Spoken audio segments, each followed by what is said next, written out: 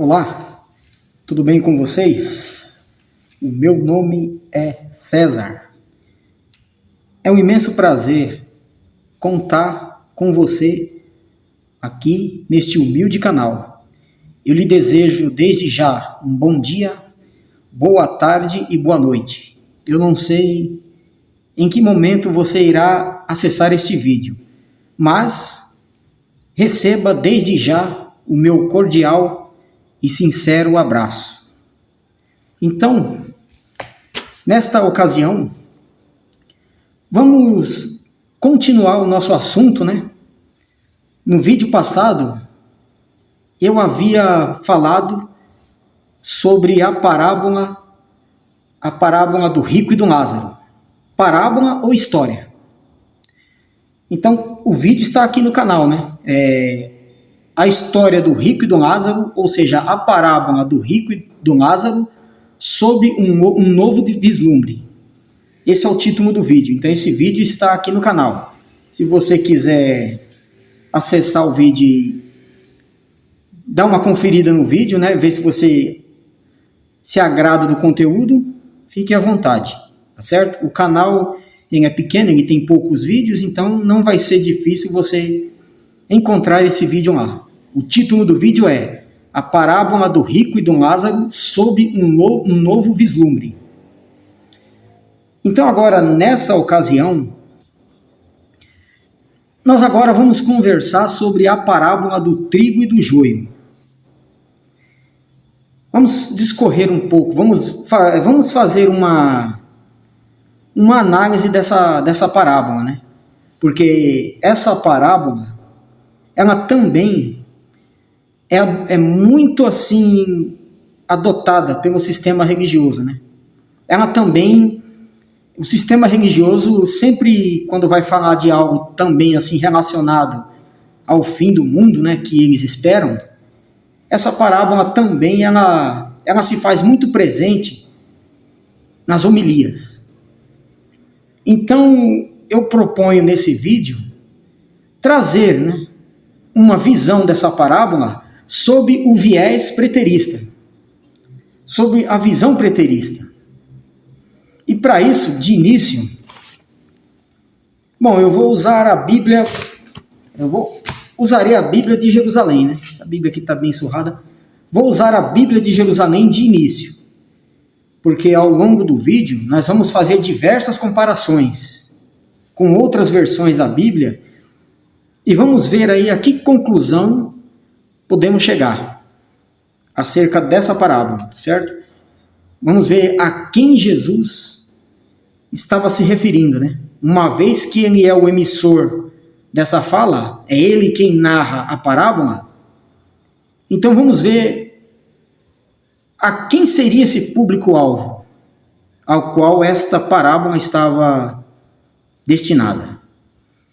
Então, eu não vou me ater em ler a parábola. A parábola, eu creio que a maioria dos senhores já conhece, né? Que é a parábola do trigo e do joio, que aí vem o adversário, né?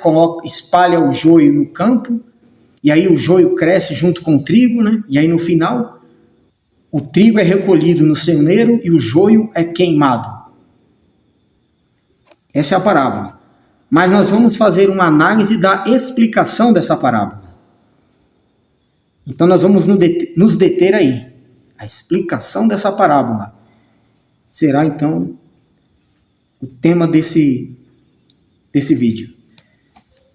Então vamos adentrar a leitura. Você que está aí, pegue a sua Bíblia. Vamos adentrar a leitura. Mateus capítulo 13, a partir do versículo 36, a explicação da parábola do joio. Então, deixando as multidões, entrou em casa. Isso aqui é Jesus, né? E os discípulos chegaram-se a ele, pedindo-lhe: explica-nos a parábola do joio no campo.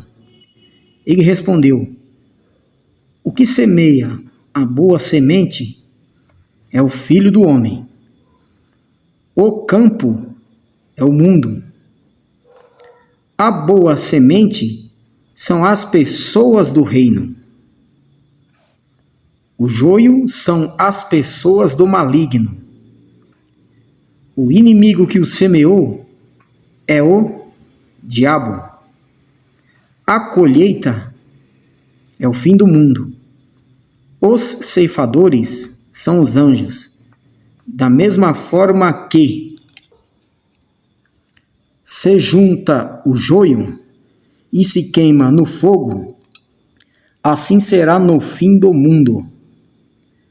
O Filho do Homem enviará seus anjos e eles apanharão do seu reino todos os escândalos e os que praticam a iniquidade.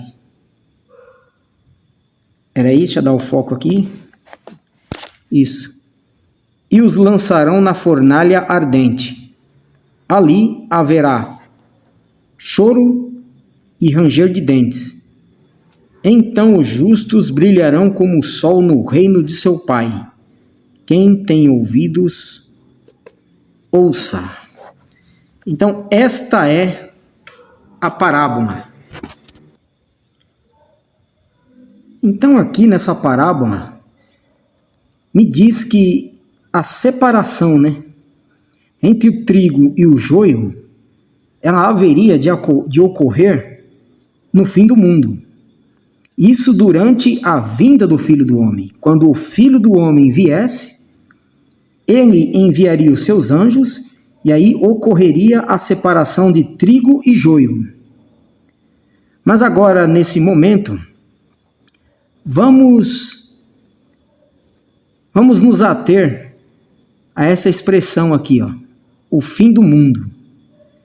Porque nessa versão, lendo essa parábola, quando você se depara com a expressão fim do mundo, isso aqui nos remete a imaginarmos que essa parábola está se referindo ao fim do planeta Terra. Isso no momento em que o Filho do Homem viesse, porque aqui está dizendo que o Filho do Homem ele vem para separar o trigo do joio no fim do mundo. É o que está dizendo aqui, Bom, então, ao se efetuar a leitura dessa parábola, você viu que nessa versão da Bíblia de Jerusalém apareceu a expressão fim de mundo. Então ali diz que no fim do mundo, o Filho do Homem iria vir na companhia dos seus anjos e aí iria separar o trigo do joio. Imagine, então, uma pessoa que é praticamente uma pessoa leiga nas questões bíblicas. Se ela fizer essa leitura considerando apenas uma versão das Escrituras e ela se deparar com a palavra mundo, a interpretação dela vai ser o quê? Ela vai praticamente interpretar isso de acordo com o senso comum. O senso comum, quando vê essa expressão fim de mundo, associa ao fim do planeta Terra. Quando aparece, então, essa expressão fim de mundo. Então, agora vamos ler essa mesma passagem com a Bíblia Almeida Revista e Atualizada. Vamos ver como que essa passagem ela vai se apresentar. E aí nós vamos ver se nós podemos pensar se o fim do mundo é o fim do planeta Terra. Será que é coerente e lógico pensarmos dessa forma? Então, para isso, vamos fazer diversas comparações. Agora vamos ler essa passagem na Bíblia João Ferreira de Almeida, Almeida Revista e Atualizada. Mateus 13:40, Bíblia Almeida Revista e Atualizada. Olha como que está escrito. Pois, assim como o joio é colhido e lançado ao fogo, assim será na consumação do século. Mandará o Filho do Homem os seus anjos, que ajuntarão do seu reino todos os escândalos e os que praticam a iniquidade, e os lançarão na fornalha acesa. Ali haverá choro e ranger de dentes. Então agora, nessa Bíblia, apareceu a expressão consumação do século. Enquanto que na Bíblia de Jerusalém, apareceu a expressão fim do mundo. Entre fim do mundo e consumação do século, você já vê que há uma diferença, né? Então aqui você já percebe que consumação do século já nos afasta daquela ideia de fim do planeta Terra. Então aqui fala consumação do século. E uma outra coisa que é importante nós observarmos, aqui está escrito consumação do século e não consumação dos séculos. Então a palavra século aqui, ela está no singular. Isso significa que o século ao qual está aqui se referindo essa parábola é um século específico. Não se trata de todos os séculos, mas sim de um século específico. Que século seria esse? Obviamente era o século ao qual Jesus e os seus apóstolos estavam vivendo. Consumação do século. Então, na consumação daquele século, iria ocorrer a separação do trigo e do joio por intermédio, da vinda do Filho do Homem. Então, eu posso afirmar, é lógico e coerente, eu afirmar que a vinda do Filho do Homem, ela iria ocorrer naquele século, no primeiro século da era cristã. Ou seja, nós estamos em 2025 depois de Cristo. Nós estamos no século 21 da era cristã. E essa consumação do século ocorreu no primeiro século. Então, na consumação daquele século, iria ocorrer a separação do trigo e do joio, onde o joio seria lançado na fornalha acesa. Então, fazendo comparações, lendo aí na Bíblia Almeida Revista e Atualizada, você já pôde observar que apareceu a expressão consumação do século. Essa expressão já nos traz uma outra semântica, ou seja, ela nos traz um outro ângulo de visão. E não aquela expressão fim de mundo, porque quando você lê fim de mundo, se interpretar aquilo de forma objetiva, é óbvio que você vai imaginar o fim do planeta Terra. Você vai imaginar o fim do cosmos, de todo o planeta Terra, que um dia irá se acabar. Mas lendo aí na Bíblia Almeida, você viu que apareceu consumação do século. E a palavra século, ela está no singular. Então não fala consumação dos séculos, de todos os séculos, mas ele está falando de um século específico. Era o século ao qual eles estavam vivendo. Jesus e os seus contemporâneos, a geração dele. E agora, vamos fazer uma última comparação. Agora nós vamos ler essa mesma passagem na Bíblia, tradução Novo Mundo.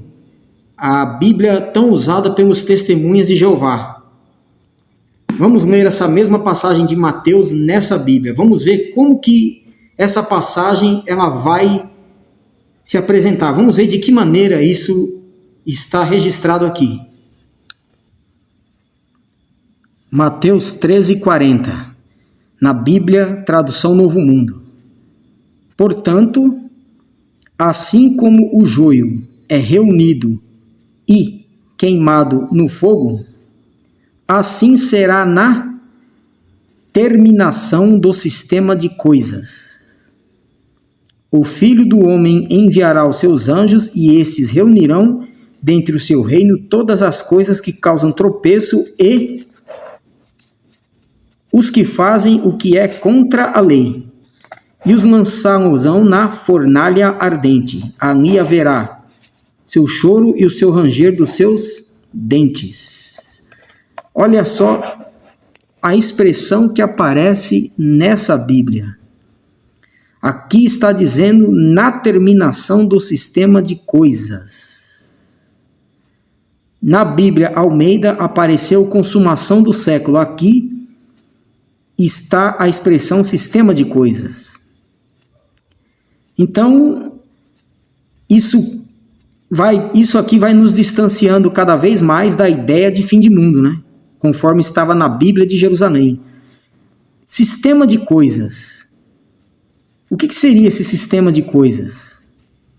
Ora, provavelmente, esse sistema de coisas era a realidade judaica daqueles dias.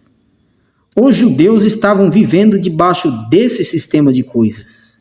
E foi no final desse sistema de coisas que ocorreria a vinda do Filho do Homem.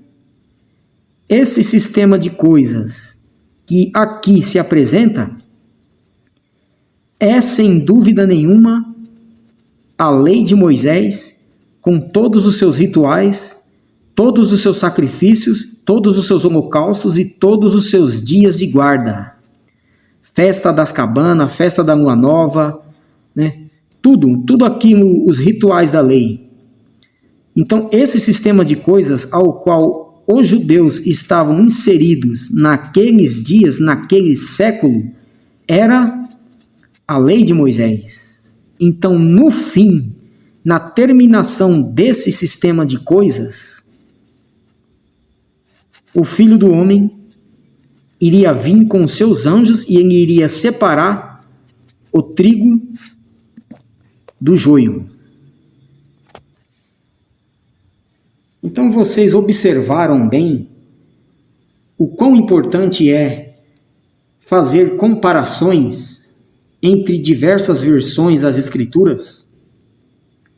Porque se você fica preso a uma única versão, que nem no caso eu li na Bíblia de Jerusalém, lá apareceu a expressão fim do mundo. Então no fim do mundo, o Filho do Homem viria.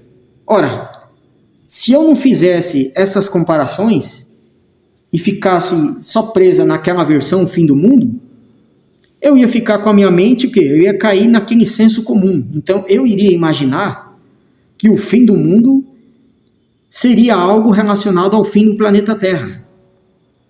Mas fazendo comparações, você viu que apareceu consumação do século e agora na Bíblia Tradução Novo Mundo, você observou que apareceu a expressão terminação do sistema de coisas.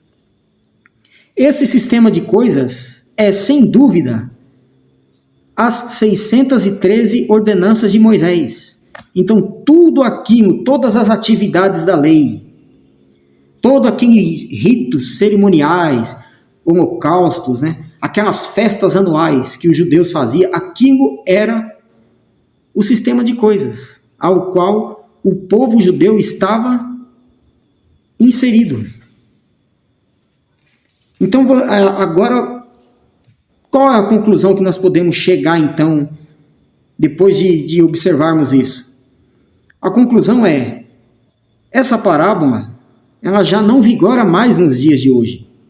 Porque esse sistema de coisas, nós não estamos mais vivendo essa realidade. Aliás, nós nunca vivemos essa realidade. Porque esse sistema de coisas, ele foi direcionado ao povo judeu. Quando eles saíram do Egito, ali Moisés, que foi o legislador de Israel, né, proclamou ali as 613 ordenanças. Aquela foi a aliança que Deus fez com Israel. Ali iniciou-se então a introdução do sistema de coisas. Só que esse sistema de coisas era algo transitório. Então, Jesus, ao narrar essa parábola, ele estava dizendo o quê? Que na vinda do Filho do Homem, ele iria o quê? Acabar com esse sistema de coisas. Esse sistema de coisas ele iria se acabar com o juízo.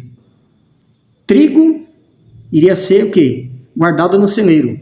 E o joio iria ser lançado na fornalha de fogo. Então agora é aqui que nós vamos agora esclarecer, vamos tentar entender o que era essa fornalha de fogo. Só que antes de nós lermos, vamos ler agora essa parábola nessa Bíblia aqui, ó. Lendo a explicação dessa parábola na Bíblia judaica, né? A Bíblia com estudos judaicos, a Bíblia hebraica, você vai observar que essa parábola ela é inteiramente direcionada aos judeus. Então agora vamos efetuar a leitura nessa Bíblia. Mateus 13, versículo 36 em diante, ó.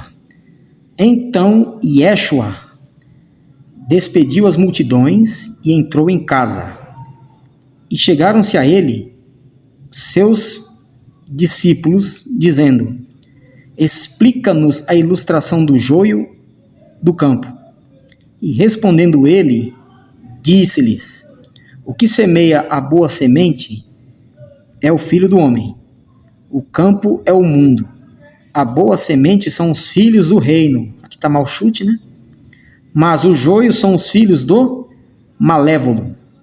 O inimigo que o semeou é o adversário. A colheita é o fim do mundo. Aqui já apareceu o fim do mundo. Era o fim da terminação do sistema de coisas.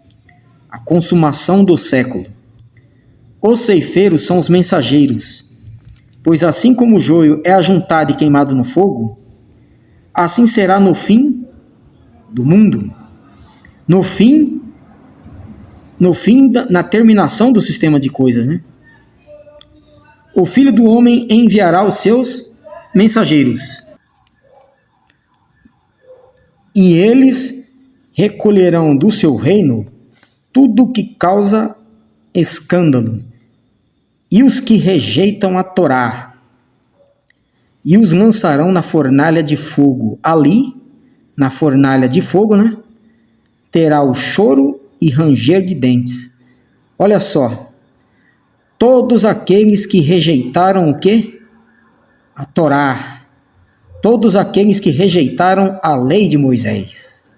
A Torá é a lei de Moisés. A lei de Moisés que contém 613 ordenanças. Então, só de nos depararmos com esta expressão, percebe-se então que o público-alvo dessa parábola não se trata de gentios, porque nós gentios não vivemos a realidade da Torá. Nós sabemos muito bem que a Torá ela foi destinada ao povo hebreu, ela foi destinada aos judeus. Então, o conteúdo dessa parábola só pode ser para os judeus. Eu posso chegar a essa conclusão, né? Então, todos aqueles que rejeitaram a Torá, esses seriam lançados nessa fornalha de fogo. Ora, se a vinda do Filho do Homem ela iria ocorrer no fim da terminação desse sistema de coisas, então o que acontece? É o Filho do Homem vindo para conceder a cada um segundo as suas obras. Ou seja, aqueles que fizeram as obras da Torá foram chamados de trigo, né? Foram o trigo. Então, esse trigo foi recolhido no celeiro.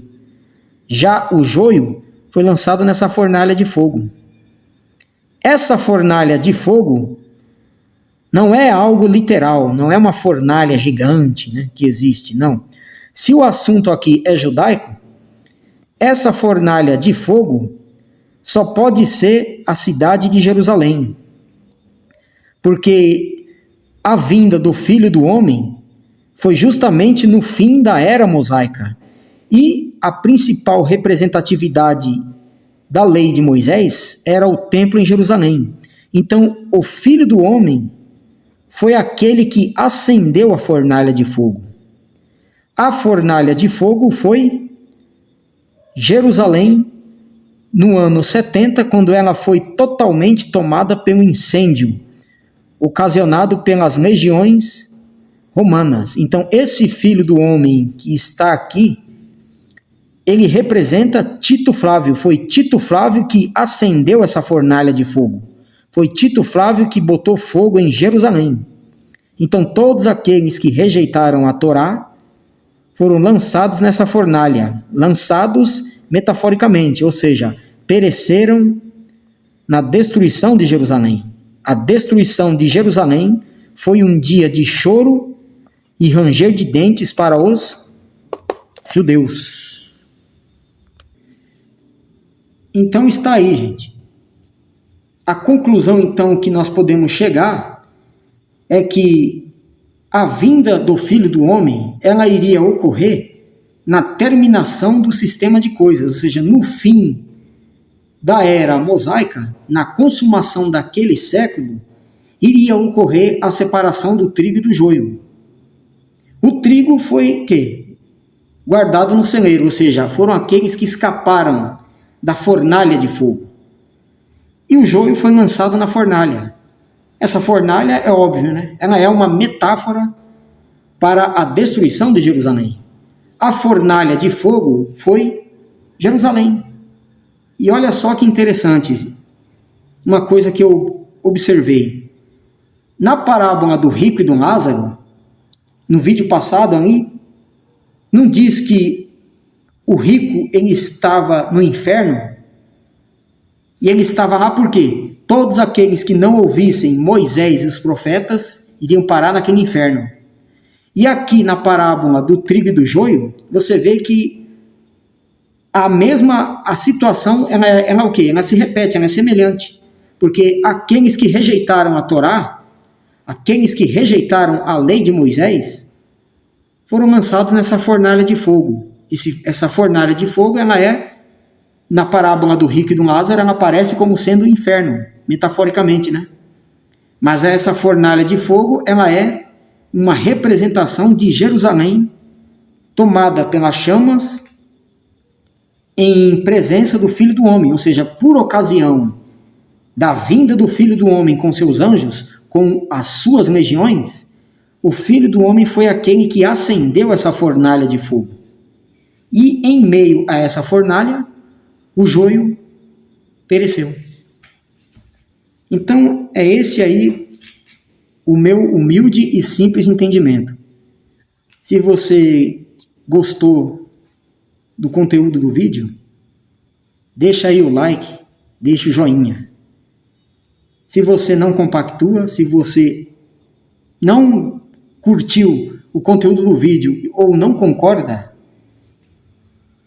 você sabe qual é o ritual, né? É deixar o dislike. Deixe o dislike, deixe sua crítica, deixe sua refutação. E, como é de praxe, nós moramos numa democracia. Em toda democracia é salutar que haja o pluralismo de ideias, porque isso é característico de qualquer democracia e isso é saudável. Eu vou ficando por aqui. Eu desejo a você uma excelente semana. Um forte abraço e eu volto em tantos outros vídeos. Tchau, tchau.